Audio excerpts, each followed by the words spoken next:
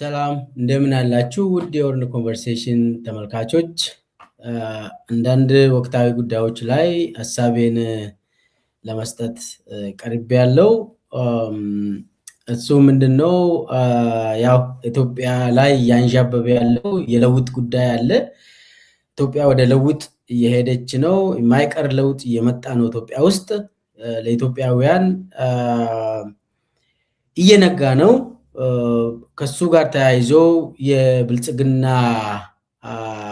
ፍራቻ አለ። እሱን በተመለከተ የተወሰኑ ነገሮችን ሀሳቤን ሰጣለሁ። እስከ መጨረሻ ድረስ ተከታተሉኝ ያልኩኝ። የመጀመሪያው ሀሳቤን የሚሰጠው አብይ ተዘጋጁ ብሎ ያስተላለፈው ትዕዛዝ ነው።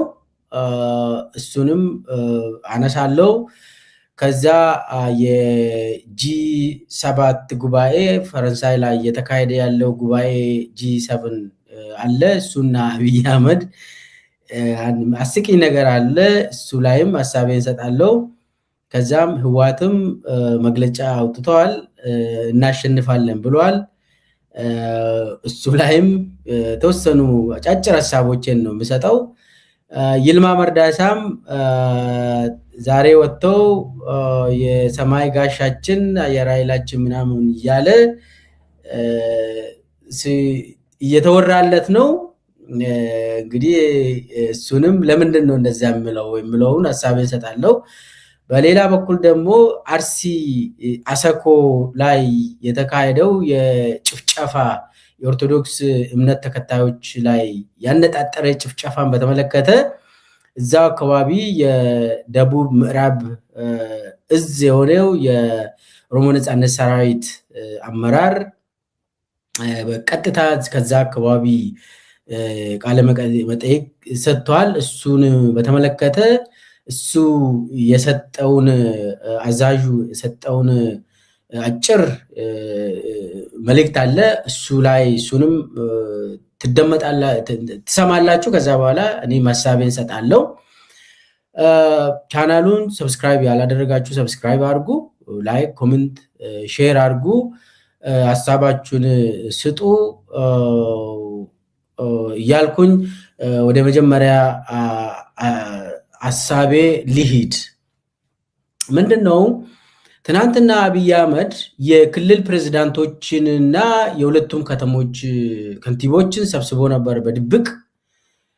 ምስጢራዊ ስብሰባ ተካሂዷል። ያ ምስጢራዊ ስብሰባ ምንም አልተገለጸም፣ ዜናም አልሆነም። ለምንድን ነው የተሰበሰቡት የሚለው ዜና አልሆነም። ነገር ግን አብይ አህመድ እነሱን ሰብስበው ስብሰባውን ከጨረሱ በኋላ ቢሾፍቱ አየር ማረፊያ የሚባለው አዲስ እየሰራን ነው ብለው አብይ ትናንትና ሲጨፍርበት የነበረው ይሄ አዲሱ ኤርፖርት እየሰራን ነው ምናምን ብሎ አብይ በቃ ያዙኝ ልቀቁኝ፣ የአፍሪካ ቁጥር 1 ምናምን እየሰራው ነው፣ ይህንን ካልጨረስኩ ቀጣይ ምርጫ ላይ ድምፃችሁን አትስጡኝ ምናምን ብሎ የዛሬ 5 ዓመት ነው እንግዲህ የሚያወራ አብይ። ያው እንደዚህ ናርሲሲስት ስለሆነ ሰውን ጋዝ ላይት ያደርጋል እና እዛ ሂዷል። እነኚህ የክልል ፕሬዝዳንቶችን ሁለቱ ከተሞች ከንቲባዎችን ይዞ ሂዷል። ስብሰባው ግን ተካሂዷል። ያ ምስጢራዊ ስብሰባ ሚዲያ ላይ አልገለጹትም፣ አልዘገቡትም። ጉብኝቱ ላይ ነው ያገኘ ነው እነኚህ ሰዎችን እና ይሄ ስብሰባ ላይ ካያችሁ ይሄ እዛው ኤርፖርት የቢሾፍቱ ኤርፖርት የተባለው እዛ ሲጎበኙ ምንም ፕሬዝዳንት አልቀረም፣ እንዳሉ ፕሬዝዳንቶች ተገኝቷል።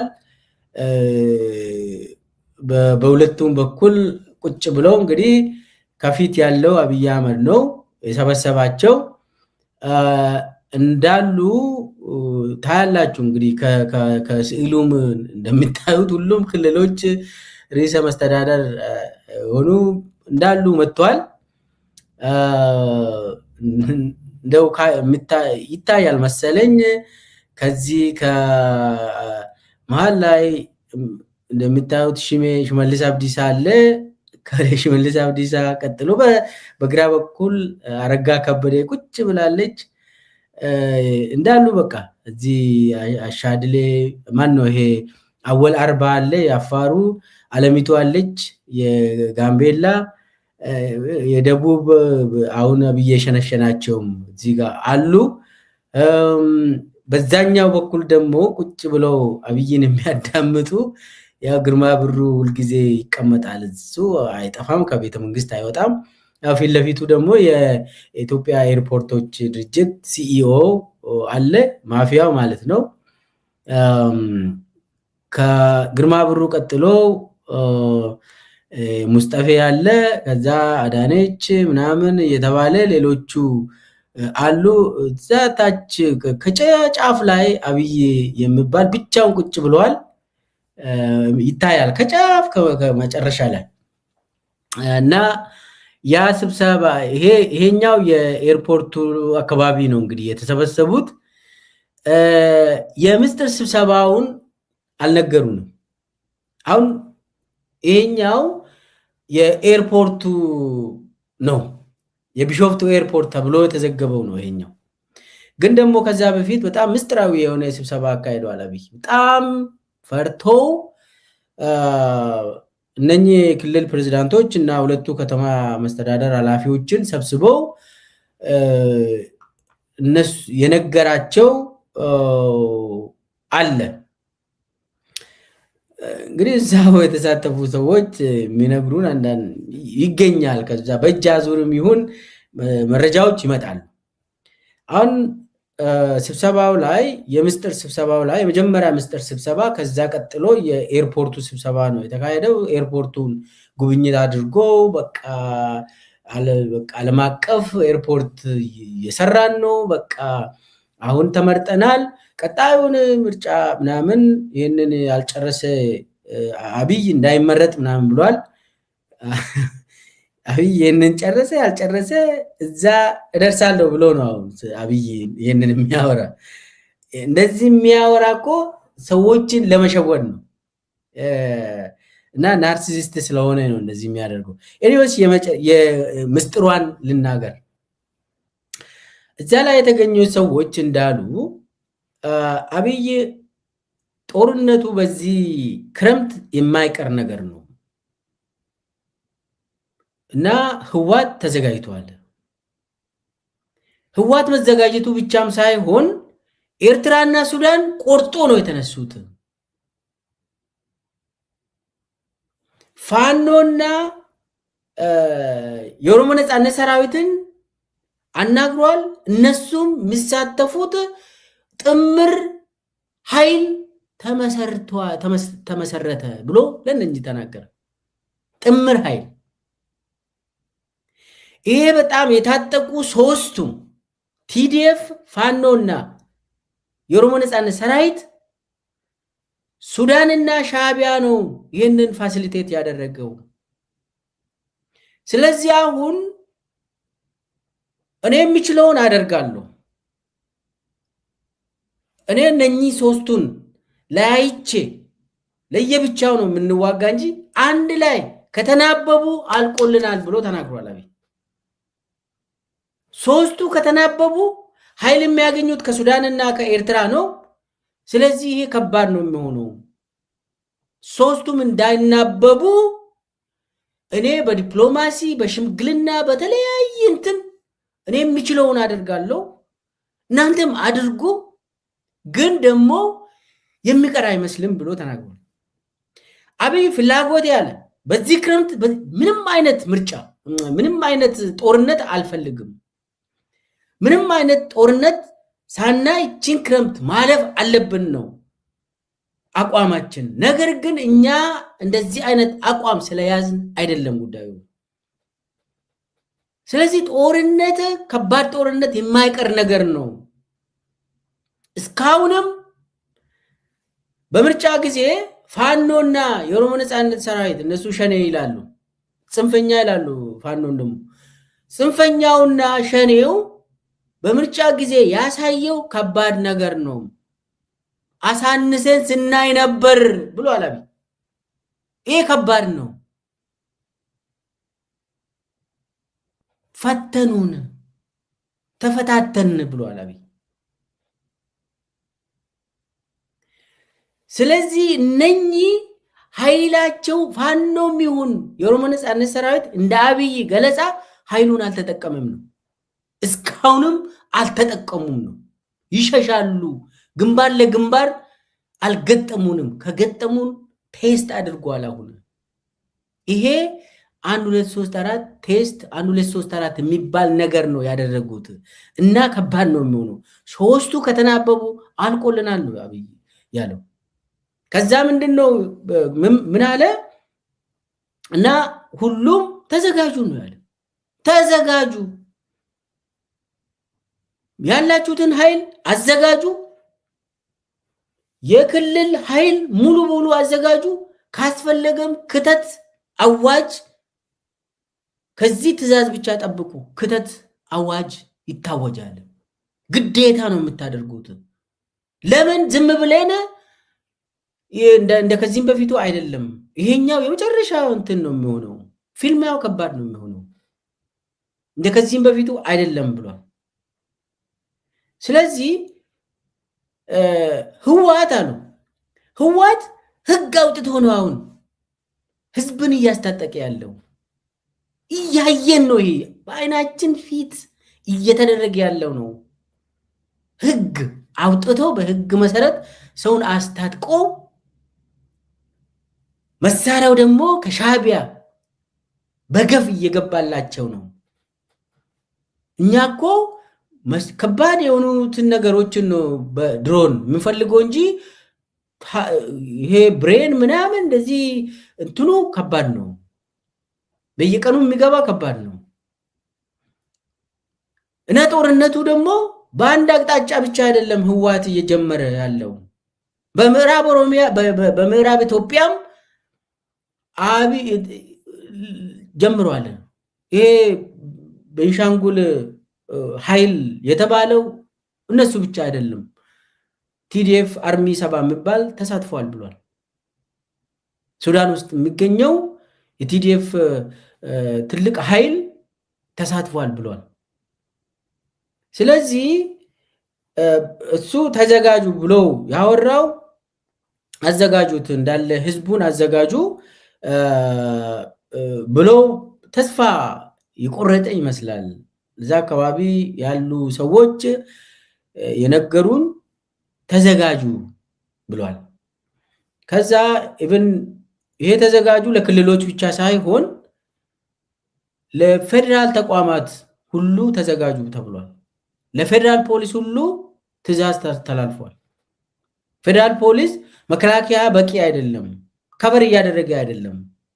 መከላከያ ኦሮሚያ ክልል፣ አማራ ክልል፣ ወደ ትግራይ፣ ቤንሻንጉል ጉሙዝ፣ ጋምቤላ ውስጥ ባዚህ ትልቅ ጦርነት እየተካሄደ ነው። አናወራም እንጂ እና ይሄ ሁሉ ቦታ መከላከያ እንትኑ ኦቨር ስትሬች ሆኗል። ስለዚህ ፌደራል ፖሊሶች ሰራዊት ሆናችሁ ትገባላችሁ፣ ተዘጋጁ ተብሏል። ፌደራል ፖሊስ የአዲስ አበባ ፖሊስም ተዘጋጅ ተብሏል። የአዲስ አበባ ፖሊስ እንግዲህ ለጦር ያልሰለጠነውን ፖሊስ ለጦርነት ሰራዊት ተብሎ ስም ተሰጥቷል። ይሄ ስትንቀጠቀጥ ስትፈራ የምታደርገው ሁሉንም እንደ እንጨት ለማቃጠል ከሚሊሻ እስከ ፖሊስን ተጠቅመ የማስጨረስ ጉዳይ ነው የምታደርገው። እኔ እንደገባኝ በተለይ ኦሮሚያ ውስጥ እና አማራ ክልል ውስጥ ሚሊሻ እና ፖሊስ ገብቶታል። ለምንድን ነው የምናልቀው ብለው እየጠየቁ ነው። በጣም ይሄ ባላንስ ኦፍ ፓወርን ይቀይራል። በነገራችን ላይ ለምን ፋኖዎች ጥይታቸው የአካባቢ ሚሊሻ ላይ አይተኩሱም ማለት ነው። ከዚህ በኋላ ፖሊስም ለምንድን ነው የሚሞተው? የአማራ ፖሊስም ለአንድ ተራ ዱርዬ አብይ አህመድ የሚባለው ለሱ ነው የሚሞተው። እያለ ነው። የአማራ ፖሊስም የአማራ ሚሊሻም የኦሮሚያ ፖሊስም የኦሮሚያ ሚሊሻም ብዛትም የላቸውም። ፎርዛት ማተር ኃይልም አይደሉም። ግን እንዲያልቁ ነው አብይ የሚፈልገው። መጀመሪያ እነሱ ይለቁና ከዛ በኋላ ወደ መከላከያ ይለፍ ፋኖ ኦኤልኤም። ይሄ ነው እንትኑ ካልኩሌሽኑ። ግን ይሄ አያስኬድም። ሰው ተዘጋጁ ብለዋል አብይ። ምንድን ነው የሚዘጋጁ? በጭንቅላት ተዘጋጁ ለመሞት። ለማን ብሎ ነው የሚዘጋጁት? ፌደራል ፖሊስ ለማን ብሎ ነው የሚሞተው? የክልል ፖሊስ ሚሊሻ ለማን ብሎ ነው የሚሞተው? ተዘጋጁ ስትል እኮ አገር ተወረደች ከተባለ አዎ ትዘጋጃለህ። አንድ ዱርዬ ሊነሳ ነው ከስልጣን ከተባለ መዘጋጀት ያ እንዲነሳ እንዘጋጃለን ነው በቃ። ሽፍታ አዲስ አበባ ላይ ያለ አዲስ አበባን የተቆጣጠረ የብልጽግና ሽፍታው ሪሙቭ ይደረጋል ከተባለ ፌደራል ፖሊስም እሰየው ይላል። የአማራ ፖሊስም የኦሮሚያ ፖሊስም እሰየው ይላል። የተወሰኑ የሽመልስ የሰበሰባቸው እንትን ዱርዬዎች ይኖራሉ። አብይ የሰበሰበው ተላላኪዎች አሉ። እነ አረጋ ከበደ ያዘጋጁት ተላላኪዎች ይኖራሉ ፎር ሹር። ከዛ ውጪ ግን የኢትዮጵያ ሕዝብ ሁሉም የኢትዮጵያ ሕዝብ አብይ ይነሳል ከተባለ እሰየው እግዚአብሔር ይመስገን ምን ዜና እየሰማን ነው የሚባለው። ጥሩ ዜና ነው የሚሆነው። ተዘጋጁ ለለውጥ ነው በቃ። አዎ የኢትዮጵያ ሕዝብ ይዘጋጅ። ለምን? ለለውጥ። አብይ ሊሸኝ ነው። ተዘጋጅ የኢትዮጵያ ሕዝብ። ትክክለኛው ትዕዛዝ ይሄ ነው። የኢትዮጵያ ሕዝብ ሆይ ተዘጋጅ። ለውጥ የማይቀር ለውጥ ይመጣል። የማይቀር ለውጥ ይመጣል። ወደንም ጠላንም ለውጥ ይመጣል። ይህንን ለውጥ ደግሞ የሚያቆም ኃይል የለም። አብይ አሁን ዝም ብሎ የሚፎክረው ዝም ብሎ በፕሮፓጋንዳ እንትን ውስጡ የለም፣ ምንም የለም፣ ባዶ ነው ውስጡ። መከላከያ አሁን አቅቶታል፣ ደክሟል፣ ሰለቼ። መከላከያ ሰራዊት ታፍሶ በግድ በአፈና የተሰበሰበው ወጣት ሁርሶ ጦር ላይ ብርሸለቆ ምናምን የ3 ወር የ2 ወር ቸብቸብ ስልጠና ወስዶ ከዛ ሂድና ሞት ለኔ ይላል አብይ። ወጣቱ ለምንድን ነው የሚሞተው? ከንቱ። ለምን ለከንቱ ይሞታል ወጣቱ? ትምህርቱን ዘግቶ ብርሃኑ ጁላና ብርሃኑ ማነው ብርሃኑ ነጋ፣ ብርሃኑ በቀለ፣ ብርሃኑዎች በዙ እኮ አሁን የብርሃኑ ዘመን። ብርሃኑ ነጋ ትምህርትን ይዘጋል። ብርሃኑ በቀለ ወታደራዊ ማሰልጠኛን ይከፍትልሃል። ወጣቶችን በአፈሳ ወስዶ ቸብ ስልጠና ይሰጥና ሂዱ ብሎ ያሰማራል። ማን ነው የሚሞትልን? በየ6 ወር ግዳጅ ተብሎ ይሰበሰባል። ብርሃኑ ጁላ እና ብርሃኑ ነጋ አንድ ላይ ሆኖ 6 ዓመት ሙሉ ኦሮሚያ፣ ደቡብ፣ አማራ ክልል በአፈሳ አይደለ እንደ ሰው ተጭኖ ማሰልጠኛ የሚገባው? እንዲህ አይነት ሰው ነው እንደ ላንተ የሚዘጋጀው? እንዲህ አይነት ሰው ነው እንደ ላንተ የሚሞተው? ምን ለምን? ማንም ሰው አይሞትልህም። አብይ አብቅቶልሃል። ደግሞ ዛሬ ትግራይ ክልል በቃ ግዳጅ እንትን ህግ አወጡ። ሰው ወጣቱ በግድ ለጦር እንዲመለመል ምናምን አደረገ ብለው በሚዲያ በኢቢሲ በፋና ምናምን ዜና ትርክት ምናምን ይሰራሉ። ትግራይ ህግ አውጥቶ በግድ ወጣቶች መሰልጠኛ እንዲገቡና ክልላቸውን እንዲጠብቁ ምናምን እየተደረገ ነው። ይሄ ህገ ወጥ ነው፣ ህገ መንግስቱን ጣሰ፣ ምን ጥስየው የክልልና የፌዴራል መንግስት ምናምን ይላል። እንዴ አብይ አህመድ ክልልና ፌዴራል መንግስት የሚባልን ያውቃል እንዴ? ህገ መንግስት የሚባል አብይ አህመድ ቃሉ ራሱ ያውቃል እንዴ?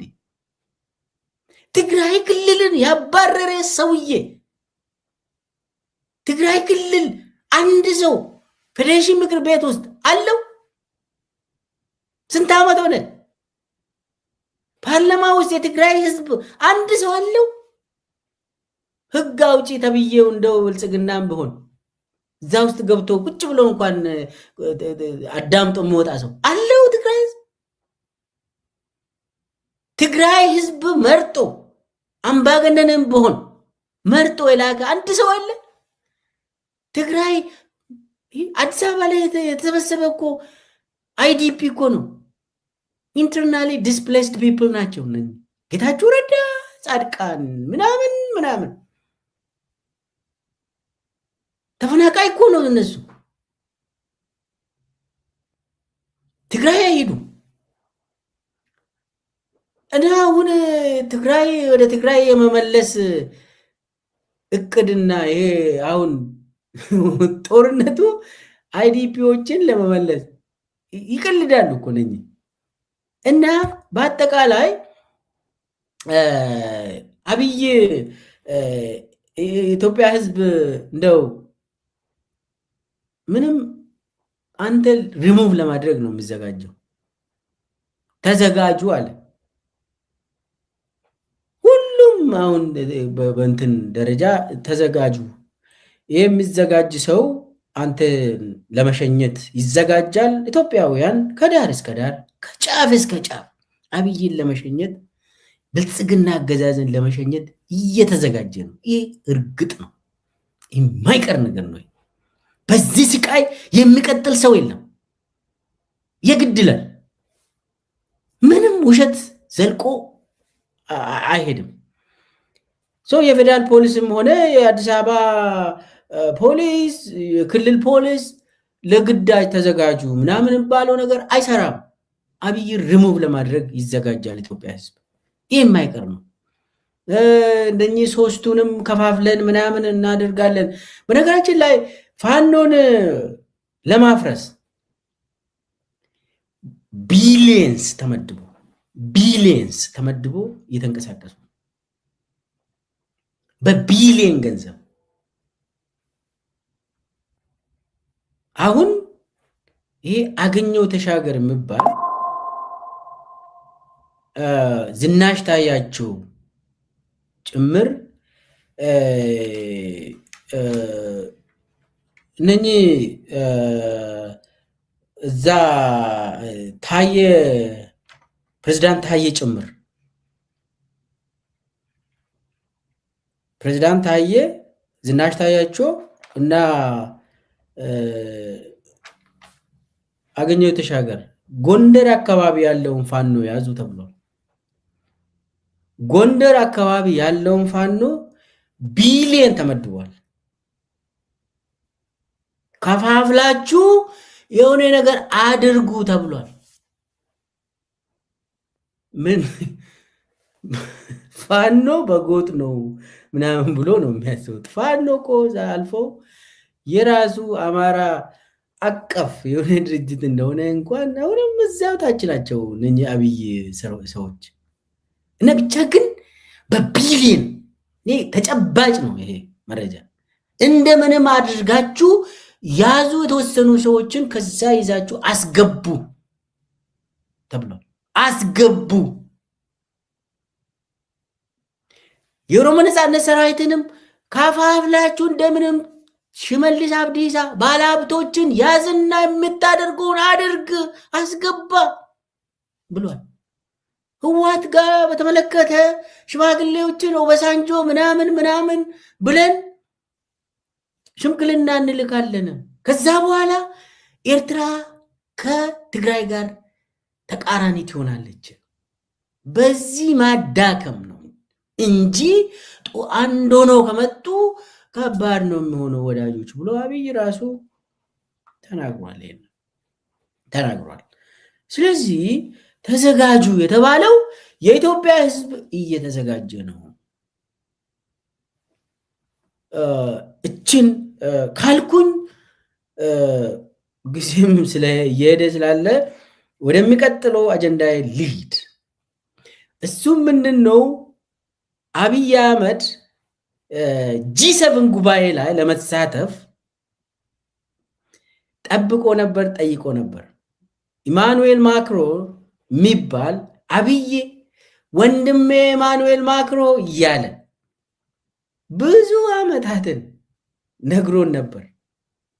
ኢማኑኤል ማክሮን አብይ አህመድ የማይጠቅም ወራዳ መሆኑን አይቶ ቆሻሻ ውስጥ ጥሎ አብይ ቆሻሻ ውስጥ ጥሎ ዞር ብሎ እንኳን አላይም ብሏል።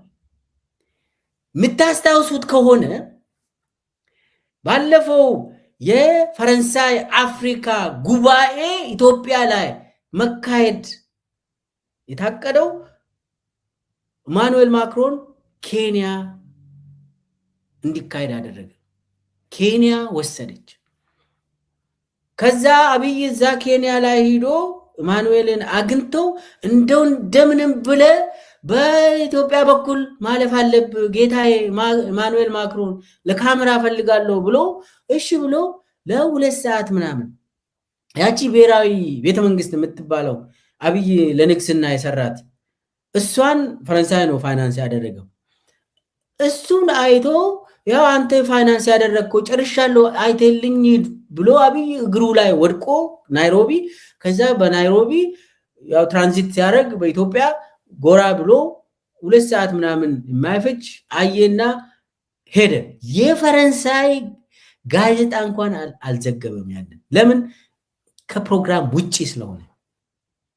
የኢትዮጵያ ሚዲያ ብቻ ነው ያንን የዘገበው። አሁን ደግሞ ምንድነው የሆነው? G7 ጉባኤ ፈረንሳይ ነው ያዘጋጀችው። ፈረንሳይ ያዘጋጀችው የግዙፍ የዓለማችን ዲሞክራሲ የሚባለው እነ አሜሪካ፣ እነ እንግሊዝ፣ እነ ፈረንሳይ፣ ጀርመኒ፣ ኦስትራሊያ፣ ካናዳ እነኚህ የሚሰበሰቡት G7 ነው። መለስ ከ5 ጊዜ በላይ G7 ስብሰባ ላይ ተካፍሏል። አብይ አህመድ አንድ ቀን እንኳን አልተጋበዘም። የኔ ወንድም ምናምን ብሎ ኢማኑኤል ማክሮን ብሎ የሚጠራው ኢማኑኤል ማክሮን የፈረንሳይ ፕሬዚዳንቱ አብይን አልጠራም። ማንን ነው የጠራ? ከአፍሪካ የግብፅ ፕሬዚዳንት ኤልሲሲ እና የኬንያው ፕሬዚዳንት ዊሊያም ሩቶ ናቸው የሄዱት። አብይ አህመድስ ጠይቆ እምቢ ተባለ። በዛ ደጃፍ እንኳን ማለፍ አይችልም። አብይ እንዲህ አይነት ወራዳ ሰው አይጋብዙትም። ውሸታም ሰው፣ የራሱን ህዝብ በየቀኑ የሚጨፈጭፍ ሰው በዓለም ደረጃ እንኳን አይቀርብም፣ አይጋበዝም፣ ቦታው አይደለም ተባለ። አብይ አህመድ አንድ ቀን የኖቤል ተሸላሚ የሆነ የአፍሪካ ፕሬዝዳንት፣ የአፍሪካ ጠቅላይ ሚኒስትር፣ ይቅርታ አብይ ይደሰታል ፕሬዝዳንት ስላልኩኝ፣ የአፍሪካ ጠቅላይ ሚኒስትር ኖቤል ተሸልመው አንድ ቀን ዩኤን ጀነራል አሰምብሊ ላይ ቀርቦ ንግግር ያላደረገው የአፍሪካ መሪ አብይ አህመድ ብቻ ነው። 8 ዓመት ገሎናል ኢትዮጵያውያንን። አንድ ቀን የተባበሩት መንግስታት ጠቅላላ ጉባኤ በየዓመቱ የሚካሄደው ላይ አንድ ቀን ቀርቦ ንግግር አላደረገም። ሂዱ ይዩት። ምን ሆኖ ነው? ሁሉም የዓለም አቀፍ መሪዎች በየዓመቱ ኒውዮርክ አሜሪካ መጥተው ንግግር ያደርጋሉ ከነኩዮቻቸው። አብይ አህመድስ አንድ ቀን ቀርቦ ከእኩዮቹ ከዓለም አቀፍ መሪዎች ጋር ቁጭ ብሎ ንግግር አላደረገም፣ አያደርግም። ለምን? ብቃት የለውም። በሽተኛ ነው፣ ናርሲሲስት።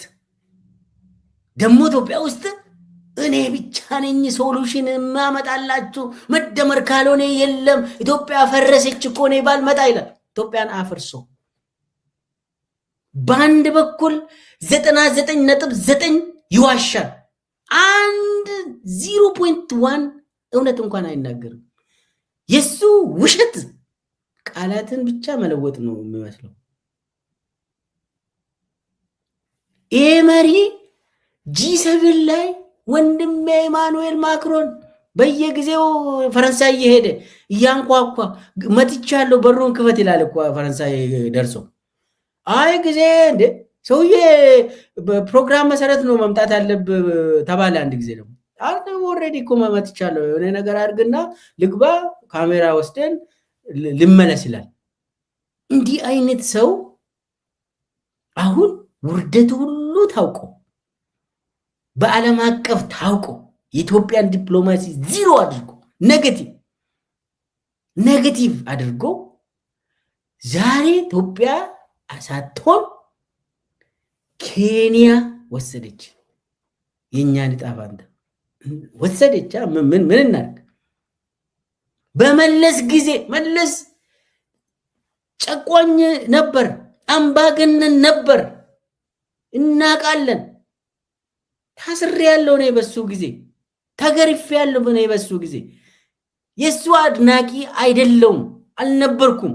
ነገር ግን መለስ ዜናዊ ቢያንስ 5 ጊዜ G7 ላይ ተጋብዞ በኩራት አፍሪካን ወክሎ በኩራት ነው የሚቀርበው። ዛሬ የኖቤል ተሸላሚ ተብዬው ጦረኛ በሚሊዮን ገዳይነት የሚከሰሰው ፍርድ ቤት የሚቀርበው ሰውዬ አይቀርብም፣ አይጋበዝም። የለም ውርደት፣ ከዚህ በላይ ውርደት የለም። አይጸጸትማ። ቢጸጸት እኮ ስልጣኑ ይለቃል።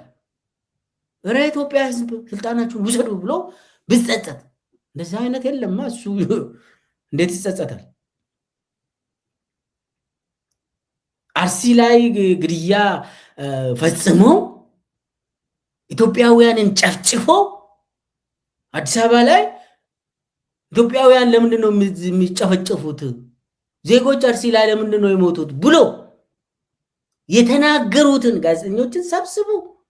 የሚያሰቃይ አይደል እንደ ሰውዬ? ለምን ይሰቃያሉ ያሉትን ጋዜጠኞችን አዲስ አበባ ላይ ሴቶች ጋዜጠኞችን። እንዲህ አይነት መሪ ነው እንግዲህ ያለን። መሪ ከተባለ ማፊያ፣ የሲሲሊ ማፊያ እኮ ነው። ማፊያ ተሰብስበው ራሱ ማፊያ የሆነ ማፊያ እንደ ራሱ አይነት እንደ አብይ አይነት ሁሉም ቦታ እንዲይዙ አደረገ። አሁን ኢትዮጵያ የምትመራው በማፊያ ነው። ክልሎችም ማፊያ ነው የሚመሩት። ማፊያው ማፊያን ያደራጃል። ዋናው ስራቸው መዝረፍ ነው፣ መግደል ነው፣ ማሰቃየት ነው። የራሳቸውን ሀብት አቡዳቢ ላይ ውጭ ሀገር ተራ ሰው አወሉ አብዲ የኦሮሚያ ምክትል ፕሬዝዳንት ተራ ሰው ነው አይደለ?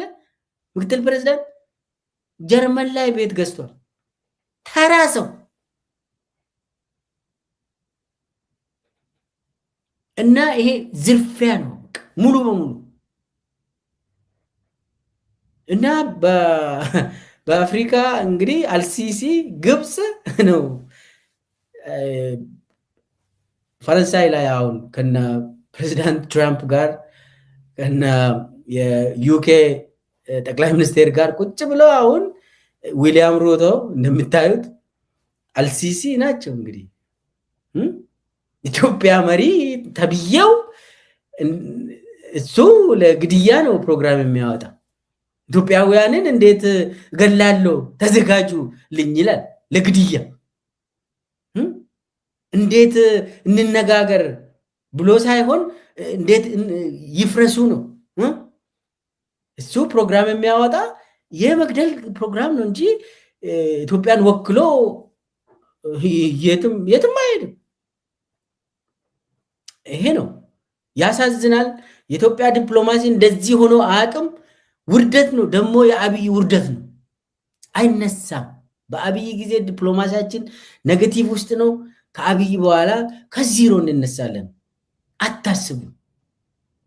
ይነሳል ኢትዮጵያ ሕዝብ ዳግም እንነሳለን። አፈር ልሰን እንነሳለን። አሁን ውርደት ዘመናችን ያበቃል። ይሄ ነው። ሌላው አሳጥሬ የምናገረው በተለይ አርሲ አሰኮ ላይ ጭፍጨፋ ከተካሄደ በኋላ የኦሮሞ ነፃነት በየጊዜው መግለጫ ሲሰጥ ነበር። አሁን ሰሞኑን እዛው አርሲ አካባቢ የሚንቀሳቀስ የኦሮሞ ነፃነት ሰራዊት አዛዡ አጠቃላይ የደቡብ ምዕራብ የኦሮሞ ነፃነት ሰራዊት እዝ ኃላፊ የሆነው ጃል ሰባኢፍ ይባላል። ጃል ሰባኢፍ ቀጥታ ኢንተርቪው ሰጥቷል።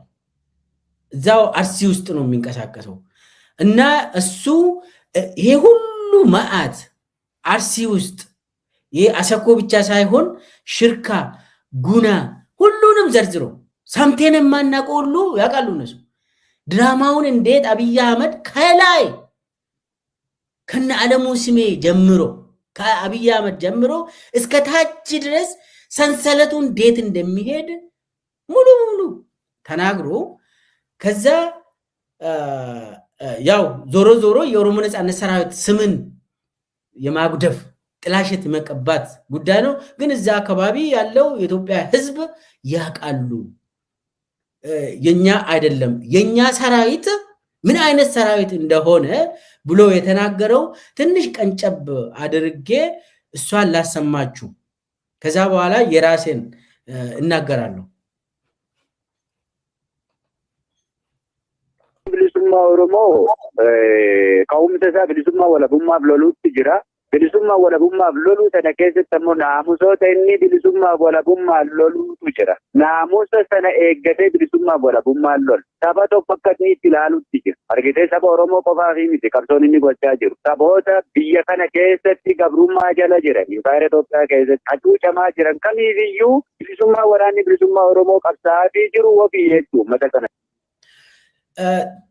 ትራንስሌት ለማድረግ አፋን ኦሮሞን የማያሰሙ ተመልካቾች የኦሮሞ ነፃነት ሰራዊት ለኦሮሞ ብቻ አይደለም እየታገለ ያለው ለሁሉም ኢትዮጵያውያን በኦሮሞ ስም ብንደራጅም ለሁሉም ኢትዮጵያውያን ነው። በዚህ ኢትዮጵያ በስርዓቱ እየተጨቆኑ ያሉት ለሁሉም ኢትዮጵያውያን ነው ምንዋጋ። ነፃነት ለአንድ ማህበረሰብ ብቻ አይደለም የሚመጣው ለሁሉም አንድ ላይ ነው የሚመጣው። ለዛ ነው ምንፋለመው ይላል። ummata wabii ta'ee qabsaa'aa jiruu fi haala kamiin kabajuu qabaa, haala kamiin naamusa isaa tiktuu qabaa, amantii akkamitti da'oof golgaa ta'uu fi qaba ka jedhu sana heeraaf seera irra jira, sagantaa siyaasaa irra jira. Wanni sun barruu qofa irratti barraa'ee taa'ee miti lafarratti hojiirra oolaa jira. Waraanni keenya sana jabeeffachuu የኦሮሞ ነፃነት ሰራዊት ሃይማኖትን የሃይማኖት ተቋማትን እንዴት እንደሚያው እንዴት እንደሚያንከባክበው ፕሮቴክት እንደሚያደርገው በጽሁፍ ብቻ ሳይሆን መሬት ላይ የኛ ስራ ነው። የሃይማኖት ተቋማትን መጠበቅ የኛ ስራ ነው። ይሄ በተግባር ነው የምናደርገው። ምንንቀሳቀስባቸው ሁሉ ቤተክርስቲያናት አሉ፣ መስጊዶች አሉ፣ የእምነት ተቋማት አሉ እኮ። ጥንቃቄ ነው የምናደርገው። ይሄ እኮ በህጋችን ላይ አለ፣ በፕሮግራማችን ላይ አለ ይላል። እንደው መድረ ጅራት አማዩ ገቤፈቻ ጅራ በከት ጀብትሌን እንቀብ sana jabeeffachuu madanda'utu irra jiraata. Waraanichi ammoo waraana gosaa, waraana sabaatii, waraana bilisummaaf qabsoo gochaa jiru. Bilisummaan inni qabsoo gochaa jiruuf ammoo bilisummaa saba Oromoo qofa miti. Saboonni biyya kana keessatti hacuuccaa jala jiran, gabrummaa impaayeraa kana jala jiran bilisummaa argatu jechuudha. Bilisummaa waraanni bilisummaa Oromoo maqaa uummata Oromootiin qabsoo jalqabee qabsootti jiru sanaanii bilisummaa argataa jechuudha. Hawaasni kun illee አሁንም የኦሮሞ በኦሮሞ ስም ቢደራጅም የኦሮሞ ነፃነት ሰራዊት ያንድ ጎሳ ያንድ ብሔር አይደለም። ለሁሉም በስርዓቱም ለሚጨቆኑ ብሔረሰቦች፣ ሃይማኖት ተከታዮች ሁሉም ለነፃነቱ እንታገላለን ይላል። sabni kamiyyuu biyya kana keessa jiru. Kanaaf waraanni bilisummaa Oromoo waraana saba Oromoo qofa miti. Waraana bilisummaa. Bilisummaan ammoo ka saba Oromoo qofa miti. Sabni Oromoo wal makee biyya Oromiyaa jedhamtu keessa jiraatu bilisummaa Oromoon argatu walumaan argata. እዚች ጋር በጣም ሲሪየስሊ መውሰድ ያለብን የኦሮሞ ነጻነት ሰራዊት የአንድ ብሔር ሰራዊት ብቻ አይደለም፣ ለሁሉም የሚታገል ነው። አንድ የነጻነት ሰራዊት ስለሆን አንድ ነጻነት ስመጣ ለኦሮሞ ብቻ አይመጣም። ከኦሮሞ ጋር የሚኖረው ሁሉም ኢትዮጵያውያን ነጻነቱን አንድ ላይ ይጠቀማሉ፣ ይጎናጸፋሉ።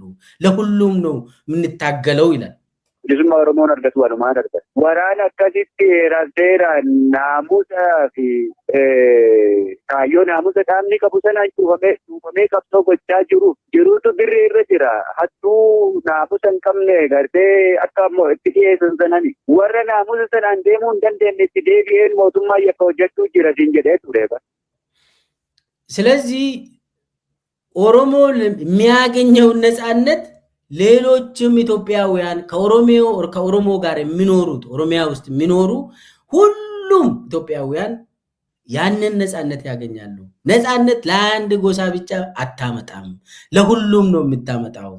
ይሄን ወንጀል ደግሞ የፈጸሙት ከኛ ውስጥ የተመለሱ አብይ አህመድ ጋር የሚሰሩ እንደኛ እንደው ጸጉራቸውን ሳይላጩ የሚያሰማሩት ሰዎች አሉ። እሱን በደንብ ነግሬያለሁ ቅድም ይላል።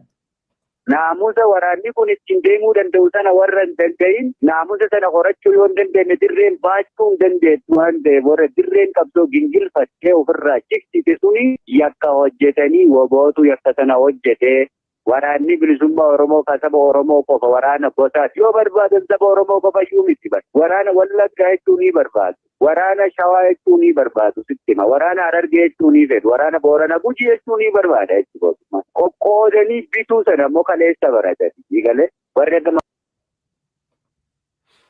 እና አዛዡ እንዳለው ሲፈልጉ የኦሮሞ ነጻነት ሰራዊትን የጎሳ ሰራዊት ነው ይላሉ። ከኦሮሞም የብሔር ሰራዊት ነው ይላሉ። ወርዶም ደግሞ የወለጋ ሰራዊት ነው፣ የሸዋ ነው፣ የጉጂ ነው፣ የሐረርጌ ነው ይላሉ። ይህንን ከፋፍሎ የመግዛት ደግሞ ትናንት ነው ከአባቶቻቸው ነው ከአለቆቻቸው ነው የለመዱት የተማሩት። ስለዚህ ይሄ ሰራዊት የሁሉም ነው፣ ለሁሉም ኢትዮጵያውያን ነው የሚቆመው፣ የሁሉም ኢትዮጵያውያን ጋሻ ነው። የኛን ስም ደግሞ ለማጥፋት አብይ አህመድ የሚጠቀመው ብሎ ሁላችንም የሰማነው ኦሬዲ ያወቅነውን ነገር ተናግሯል። ስለዚህ እኔ ይሄንን የዛ የደቡብ ምዕራብ የኦሮሞ ነጻነት ሰራዊት የደቡብ ምዕራብ እዝ ኃላፊው አዛዡ ያለው በጣም በትክክል እቀበላለሁ። በትክክልም የኦሮሞ ነጻነት ሰራዊት የሁሉም ኢትዮጵያውያንን መብት መጠበቅ፣ የሁሉም ሃይማኖቶችን፣ ተቋማት፣ ዜጎችን የመጠበቅ ግዴታችን ነው እንዳሉ ግዴታ አለባቸው።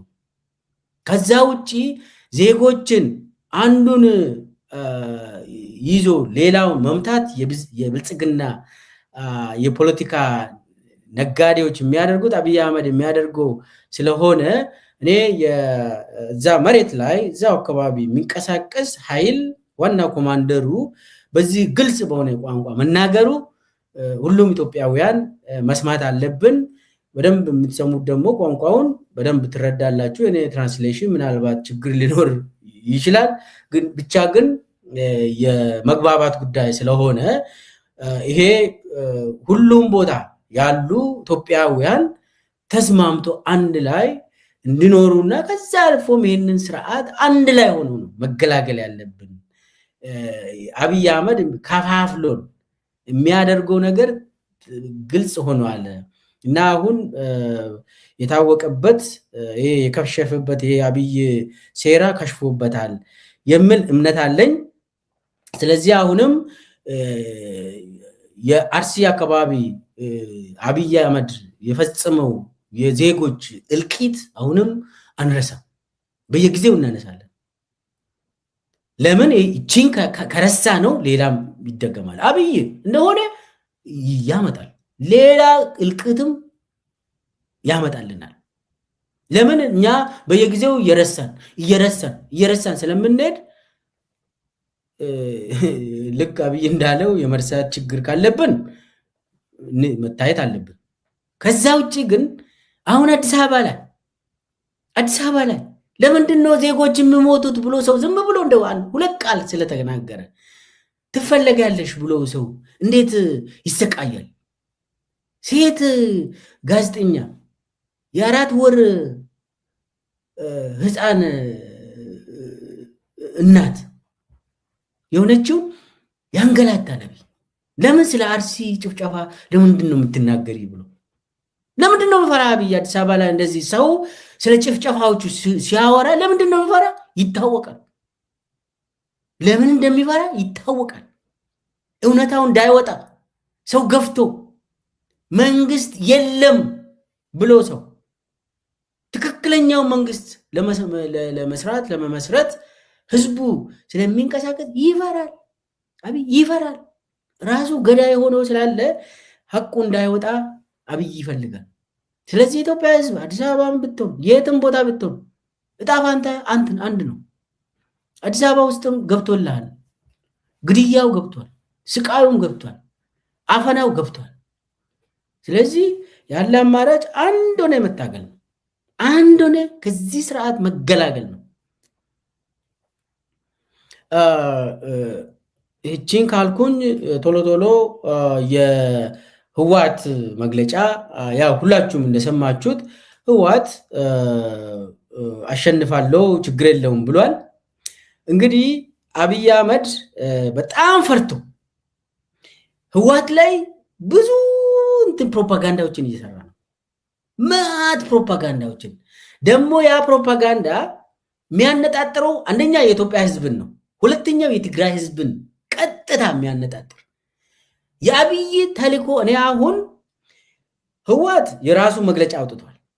አልሸነፍም፣ እጅ አልሰጥም፣ እንዳውም አሸንፋለሁ ነው ህወሓት ያለው። እኔ አሁን ማን ያሸንፋል ሳይሆን ዋናው የአብይ አህመድ ፕሮፓጋንዳ ላይ መናገር ያለበት አንደኛ አብይ የሚፈልገው ትግራይ ህዝብ እንዲከፋፈል ነው።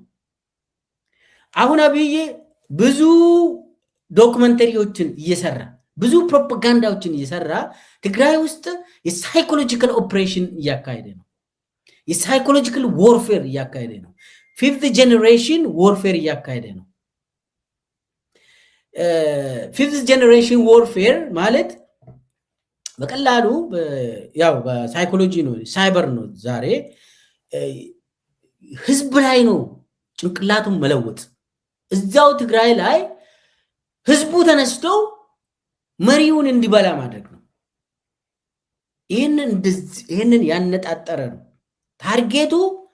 የትግራይ ህዝብ ተነስቶ መሪዎቹን እንዲበላ እንዲያባር፣ ወይ ደግሞ እዛው እንዲከፋፈል እዛው እንዲዋጋ ማድረግ ነው። አሁን ይሄ ትግራይ ፒስ ፎርስ የሚባለው አብይ የመሰረተው ለፕሮክሲ ዎር ነው። የውክልና ጦርነትን ለማካሄድ እዛው የትግራይ ፒስ ፎርስም ትግራይ ወይ ነው፣ የቲዲኤፍም ትግራይ ወይ ነው። እዛው እንዲዋጉ ይፈልጋል አብይ። ለምን የራሱ የገዛቸው አሁን ጌታቸው ረዳ ተገዝቶ ለአብይ ነው የሚጫወቱት። ምንም ማሊያ ሳይለውጥ ነው የዓለም ዋንጫ እየተካሄደ ነው። ኢትዮጵያ ውስጥ አሁን ማሊያ እንኳን ሳይለውጥ ጌታቸው ረዳና ጻድቃን ቀጥታ አዲስ አበባ ገብቶ ለአብይ ይጫወታሉ። እና ትግራይ ፒስ ፎርስም ሙሉ ከነትጥቁ ምንም ለውጥ የለም ለአብይ ለመጫወት ነው። ዋናው ነገር ምንድን ነው? ታርጌቱ የትግራይ ህዝብን ከፋፍሎ እዛው ማዳከም ነው። እና ያንን ታርጌት ያደረገ ነው አብይ የሚያደርገው። አሁን ፈርቷል አብይ። ስለፈራ አልፎ አልፎ ድሮኖችን ይልካል። ድሮኖችን ከቻለ ከዳርፉርም ይላካሉ፣ ከደብረ ብርሃንም ከባህር ዳርም አንዳንዴ ይላካሉ ድሮኖቹ። እና አብይ በጣም ስለፈራ የፕሮፓጋንዳውን እያጦዘ ነው። እዚህ ላይ አብይ ጦርነትን በዚህ ሰዓት ይፈልጋል ወይ ብላችሁ ከጠየቃችሁን አይፈልግም። አብይ በዚህ ሰዓት ጦርነትን አይፈልግም። ግን ጦርነት ገፍቶ እየመጣብኝ ነው ይላል። እየመጣብኝ ነው፣ እየመጡ ነው ይላል አይደል? አብይ ብርሃኑ ጁላ እየመጡ ነው። ጽምዶ እከሌም ይልማም እየመጡ ነው። ጽምዶ፣ ሁሉም ጽምዶ እየመጡ ነው ይላሉ። የሰሜኑ ጭራቅ እየተባለ አሁን የምዕራቡ ጭራቅ ሆኗል። እና አብይ በጣም ስለፈራ ትግራይ ህዝብ ላይ ያነጣጠረ የፖለቲካ የሳይኮሎጂካል ዋርፌር እያካሄደ ነው። ያ ግቡ ደግሞ ህዝቡን ማዳከም ነው። ከዛ አልፍ የትግራይ ኃይሎችም ይህንን ስላወቁ እናሸንፈዋለን ተውት እያሉ፣ በዚህ መሃል ደግሞ አብይ ሽምግልናዎችን ይልካል። እዚህ ላይ ጥንቃቄ ማድረግ ያለብን አብይ በሽምግልና ያምናል ወይ? ይሄ ሁሉም ኢትዮጵያውያን የሚያውቁ ነገር ነው። በሽምግልና የሚፈታ የአብይ ችግር የለም። አብይን ሪሙቭ በማድረግ ብቻ ነው የኢትዮጵያ ህዝብ ችግር የሚፈታ። ስለዚህ አብይ የሚጠቀመው ኦባሳንጆ የሚባል የሱ ተገዢ የሆነ ሰውዬ እየላከ ጊዜ መግዣና ከዛ ከተቻለ ደግሞ ህዋቶች እሺ ብሎ ፕሪቶሪያ ቁጥር 2 ብሎ ከተሳተፉ ግቡ ምንድነው? የትግራይ ህዝብ ትግራይና ኤርትራ ይለያያሉ። ትግራይና ፋኖ ይለያያሉ። ትግራይና ኦኤልኤም ይለያያሉ። የአብይ ዋና ዓላማው ይችላል። አሁን አንድ ላይ የመጡ ያሉት ለውጥ ስለሚያመጡ ይሄ ነገር እንዳይከሰት እውን ሳይሆን በፊት አብይ ምንድነው የምትፈልጉት ብሎ እንኳን ለመቀሌ የሆነ ነገር መስጠት ይችላል። የችግር ይሄ ሶስቱ ኃይሎች የኦሮሞ ኃይል፣ የአማራ ኃይልና የትግራይ ኃይል አንድ ላይ የሚቆሙ ከሆነ አብይ ስንት ቢሊዮን ነው የምትፈልጉት ይላል። መቀሌዎችን ምንድነው የምትፈልጉት ከኔ ውሰዱ ይላል። ዋናው ነገር እችን መታ አድርጎ እንዲበተኑ ማድረግ፣ ከዛ ኤርትራና ትግራይ እንዲለያዩ ማድረግ ነው። የአብይ በቃ እቺ ነች ምስጥሯ። ከዛ ውጭ አብይውን ፕሪቶሪያ ነምበር 3 ነምበር 4 ነምበር 5 ፕሪቶሪያ ተውና ከፈለጋችሁ ፓሪስ እንኳን ቢነጋገሩ፣ አቡጃ ቢነጋገሩ፣ የአቡጃ ስምምነት ወይ ደግሞ የቡጁምቡራ ስምምነት ቢሆን የቡሩንዲ ምናምን ቢሆን ምንም ለውጥ የለም። የኒው ዴሊም ቢሆን ምንም ልዩነት የለም ለአብይ። ዋናው አብይ የሚፈልገው ከፋፍሎ ማዳከም፣ ከዛ ጊዜው ከሰጠው ደግሞ መምታት ነው። እና የትግራይ ኃይልም እችን ስለሚያውቁ እንትኑን የሚጫወቱ ይመስላል።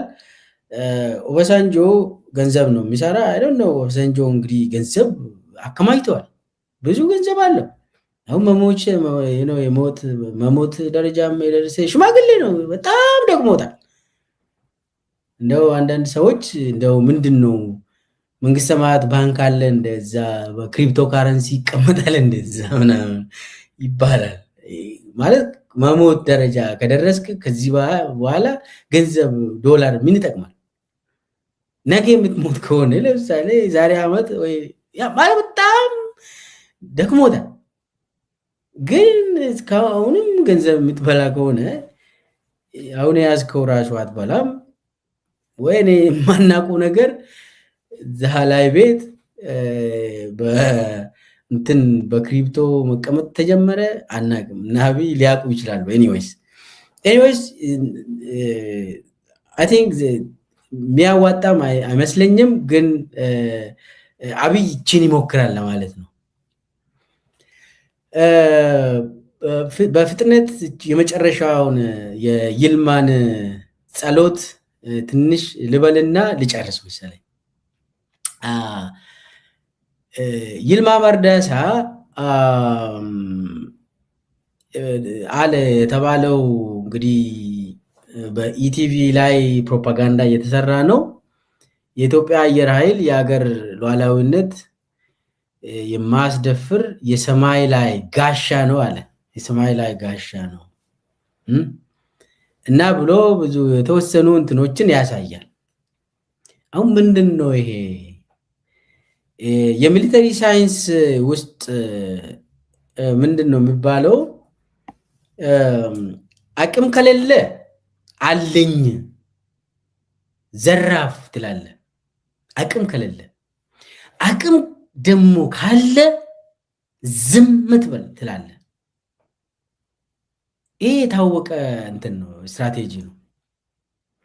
አሁን የምንሰማው የአብይ ሰራዊት በጣም ተዳክሟል። አንደኛ ህዝባዊ ድጋፍ የለውም። ይልማ ደግሞ ምንድን ነው የሚለው? የኛ ሰራዊት ጠላቱን በደንብ የሚጠላ ነው አለ። የኛ ሰራዊት ጠላቱን በሚገባ ይጠላል ይላል። የኢትዮጵያ ጠላት ማን ነው? እዚህ ላይ በደንብ የተጠላው የኢትዮጵያ ጠላት ማን ነው?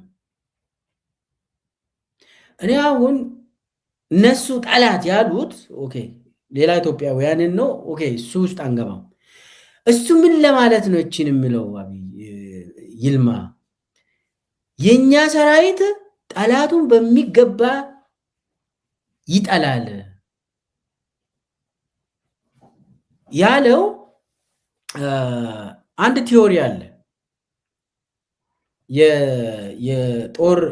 የጦር ቲዮሪ ሁልጊዜ የሚያነሳው ካርል ቮን ክላውዘዊትስ የሚባል የፕሩሺያ ሚሊተሪ ስትራቴጂስት የነበረው 3 ነገሮችን ያስቀምጣል።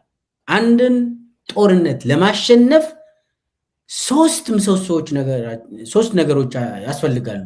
አንደኛ የህዝብ ድጋፍ ያስፈልጋል፣ the will ይላል። ሁለተኛ the will የሚባለው ህዝቡ ጠላት የተባለውን በደንብ መጥላት አለበት ይላል። የሚጠላ ጠላት ሊኖር ይገባል። ያ ጠላትን የሚጠላ ከሆነ ህዝቡ አንደኛ ሀብቱንም ይሰጣል፣ ልጆቹንም ይሰጣል። ያ ጠላት በደንብ የሚጠላ መሆን አለበት ይላል። ስለዚህ ያ ጠላትን በደንብ ጠልተህ ነው የምትዋጋ ይላል። ያ ደግሞ the will የሚባለው ህዝባዊ መሰረት አለው ወይ? ይሄ ጦር የሚባለው ህዝቡ ተቀብሎ አንተ የምትዋጋው ለምሳሌ ጠላት ያልከው የትግራይ ህዝብ ከሆነ፣ ጠላት ያልከው የአማራ ህዝብ ከሆነ፣ ጠላት ያልከው የኦሮሞ ህዝብ ከሆነ ያንተ ሰራዊት እነኚህ ህዝቦችን ይጠላል ወይ? በደንብ ይጠላል ወይ? አይመስለኝም። ኦኬ ህወሓት እንበል። ከዛ አይ አንተ ትግራይ፣ አማራ፣ ኦሮሞ ያልከው ውሸት ነው። ቲዲኤፍ እንበል፣ ፋኖ እንበል፣ የኦሮሞ ነፃነት ሰራዊት እንበል። እነኚህ እኮ የህዝብ ልጆች ናቸው። ወደድንም ጠላን። ለምንድን ነው ያልጠፉት? ህዝብ ውስጥ ስለሚኖሩ ነው። ለዛ አይደለ እንደ የአብይ ካድሬ በጣም ጨፍጫፊ ካድሬ ፍቃዱ ጥዌ የሚባል ፍቃዱ ተሰማ አሳውን ለማጥፋት ውቅያኖሱን ማድረቅ ነው ያለው። አሳው እንግዲህ የኦሮሞ ነፃነት ሰራዊት ነው፣ ውቅያኖሱ ደግሞ ህዝብ ነው። ምን ማለት ነው? አሳውን የሚያንከባክብ ህዝቡ አለ። ለዛ ነው የኦሮሞ ነፃነት ሰራዊት ከ2-3 ወረዳ አሁን ኦሮሚያ ሙሉ በሙሉ ውስጥ መንቀሳቀስ የጀመረው። ፋኖ ትናንትና ፋኖ ዛሬ አንድ አይደለም። ምን ማለት ነው? ህዝቡ ፋኖን አይጠላም። ህዝቡ የኦሮሞ ነፃነት ሰራዊትን አይጠላም። ህዝቡ ቲዲኤፍን አይጠላም። ወደድክም ጠላህ፣ ይህ የታወቀ ነገር ነው። አብይ ሸኔ ገዳይ ነች፣ ጽንፈኛው ገዳይ ነው፣ ወያኔ እንደዚህ ነው የሚለው ህዝቡ እንዲጠላና ህይወቱንና ሀብቱን እንዲገብር ለዛ ነው የሚያነሳሳ። አሁን ይልማ እቺን ቲዮሪ ስላነበበ ወይ ደግሞ ሰምዌር ስለሰማ የኛ ሰራዊት ጠላቱን በሚገባ ይጠላል ይላል። ኧረ ተው፣ የትኛው አንተ ሰራዊት ነው ጠላቱን በሚገባ የሚጠላ? ማን ነው ጠላት? የኦሮሞ ነጻነት ሰራዊት ነው ጠላት? ቲዲኤፍ ነው ጠላት? ፋኖ ነው ጠላት? የኢትዮጵያ ህዝብ እነኚህ ኃይሎችን የሚጠላ አይመስለኝም። በዚህ ሰዓት ቁጥራን የኢትዮጵያ ጠላት አብይ አህመድና የሱ ተላላኪዎች ይልማ ጭምር ነው የኢትዮጵያ ህዝብ የሚጠላው። እናንተን ሪሙቭ ለማድረግ ነው የኢትዮጵያ ህዝብ የሚፈልገው። ማፊያ ስለሆናችሁ እናንተን ቻው ቻው ልን ነው የሚፈልገው የኢትዮጵያ ህዝብ። እንደ አብይ የተጠላ ሰው ኢትዮጵያ ውስጥ አለ? እንደው የሆነ ፖል ምንድነው ይሄ ፌስቡክ ላይ ወይ የሆነ ሚዲያ ላይ የሆነ ድምፅ እንዲሰጥ የሆነ ስም ሳይታወቅ ፖል የሆነ ድምፅ ብሰጥ እንደ አብይ አህመድ የሚጠላ ሰው ኢትዮጵያ ውስጥ አይገኝም። የለም። አብይን ህዝቡ ምን ያክል ይወዳል ብላችሁ በፐርሰንት አስቀምጣችሁ የሆነ አብይን ትወዳለ ትጠላለ ብላችሁ ሁለት መልስ ብቻ ሰጣችሁ ይሄንን ፎርሙላ ክሊክ አድርጉ ብትሉ ወይ እንግዲህ የኢትዮጵያ ህዝብ ደግሞ ብዙም ፌስቡክ ወይ ደግሞ ሌላ ሶሻል ሚዲያ ተጠቃሚ ስላልሆነ ነው ብትጠየቅ እኔ 99% የኢትዮጵያ ህዝብ አብይ ይሄድልን ጠልተናል ይላሉ። የኢትዮጵያ ህዝብ ጠላቱን ያውቃል ለማለት ነው። የኢትዮጵያ ህዝብ ጠንቅቆ ጠላቱን ያውቃል። እና ፍቃዱ ይሄ ይልማ መርዳሳ አንዱ ይሄን ነው እንግዲህ ይሄ ሶስቱ መሰረቶች ያልኩት አንዱ ደዊል ህዝባዊ መሰረት ነው። ሌላኛው ወታደራዊ አቅም ነው። የቻንስ ኤንድ ፕሮባቢሊቲ የሚባለው ነው። የወታደራዊ አቅሙ ዚሮ ነው። የአብይ ወታደር አንደኛ አመራር የለውም። አመራሩ ሌባ ነው። ምንም ወታደሩ ደግሞ አሁን እኮ ወታደሮች አሁን የሚሰማው የፌደራል ፖሊስና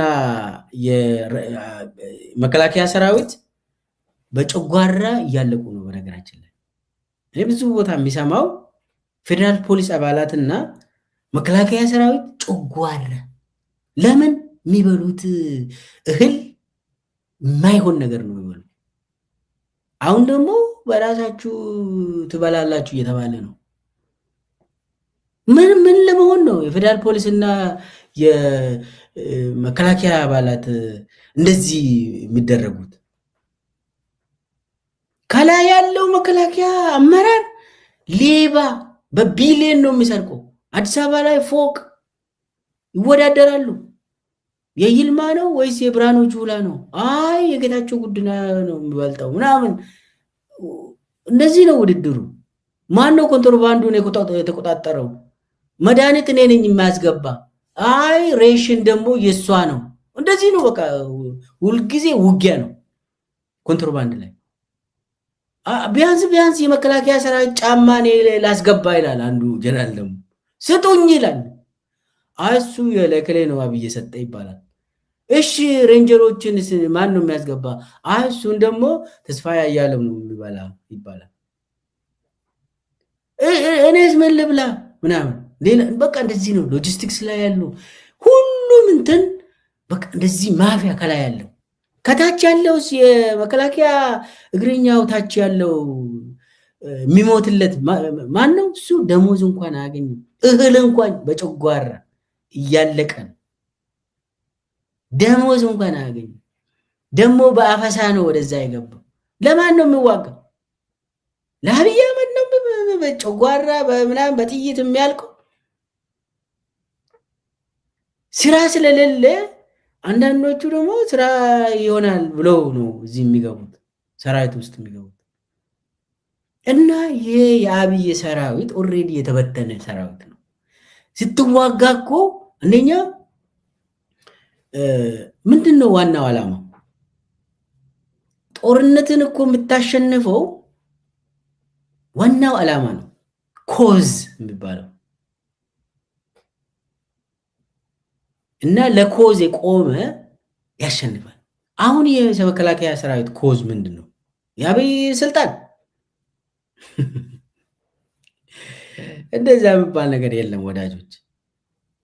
እና የመከላከያ አቅም ምናምን ይሄ ሁለተኛ ነው። ሶስተኛ አመራሩ ነው፣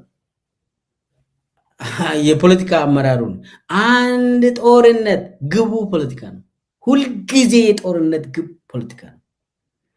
ምንድን ነው አሁን የአማራ ክልል ጦርነት፣ የትግራይ ክልል ጦርነት፣ የኦሮሚያ ክልል ጦርነት የአብይ ግብ ምንድን ነው? ምን ለማምጣት ነው የኢትዮጵያ ሕዝብን የሚጨፈጭፈው አብይ?